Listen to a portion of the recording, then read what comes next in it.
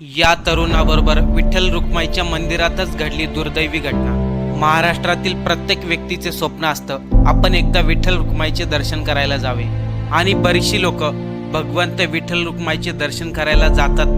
पण काल या तरुणाबरोबर विठ्ठल रुक्माई मंदिरात जे घडलं त्यामुळे पूर्ण मंदिराच्या परिसरामध्ये दुःखाचं वातावरण पसरलं। नेमकं काय घडलं हे पाहण्या अगोदर आपल्या चॅनलला नवीन असेल तर सबस्क्राईब आणि फॉलो नक्की करा। चैतन्य कुलकर्णी असं यांचं नाव। हे विठ्ठल रुक्माईच्या मंदिरामध्ये अस्थापना आणि लेख विभागामध्ये कार्य करतात।